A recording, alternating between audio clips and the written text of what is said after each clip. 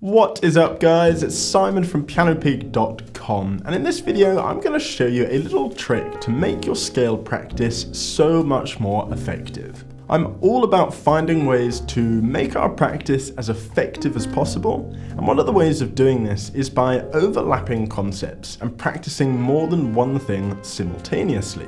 And if you're new to the channel, I teach jazz, neo-soul and blues piano, and my goal is to help you to become the best player you can possibly be in the most efficient way possible. I also run the PianoPig Academy over at PianoPig.com, where you can find all of my exclusive courses, backing tracks, community, and a whole lot more. But that's enough of me talking. Let's head over to the piano and learn how to practice scales like a pro.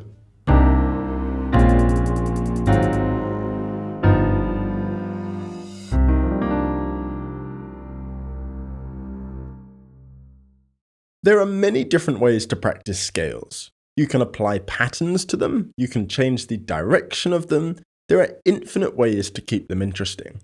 But this video is just about one specific concept you can incorporate into your scale practice. And surprisingly, the thing that this technique is going to help you with is actually developing your sense of time feel.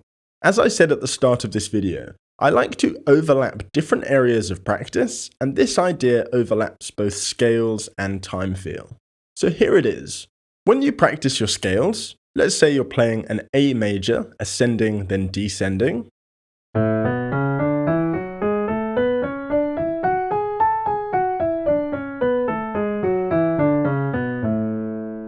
You want to be using a metronome. Often people would put the metronome on and have it click on every beat. At 100 BPM, that would sound like this.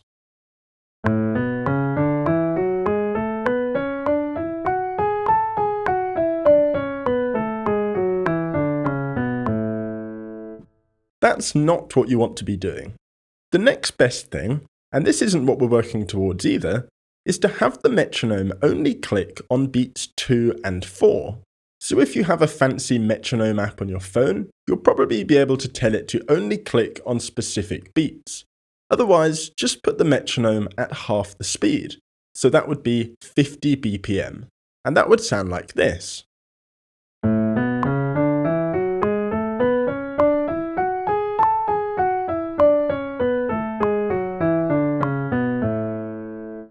So that method is significantly better than having it click on every beat.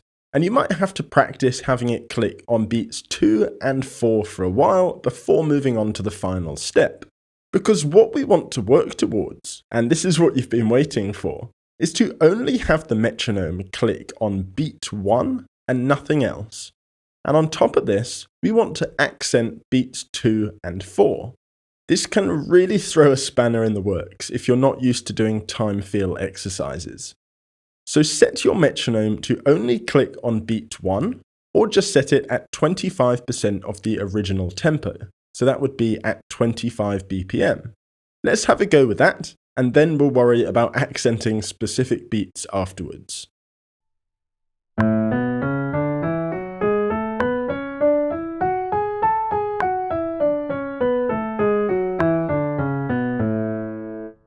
So that might take a while to get used to, but what you really want to be doing on top of that when you're ready is accent beats 2 and 4. That would sound like this.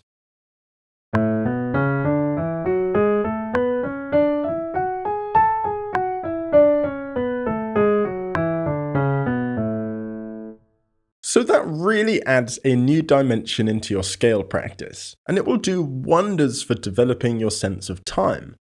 You probably want to have a relatively good grasp on your scales before attempting to apply this, but by doing this, you'll be overlapping different areas of your practice and making really effective use of your time. And if you want to see some of my favorite patterns for scales to develop them even further, then come and join us inside the PianoPig Academy, where I have all sorts of resources talking about scale practice. But that pretty much wraps it up for this one, guys. I hope you enjoyed it and found it useful. If you did, make sure to smash that like button, subscribe to the channel, and I will see you next time.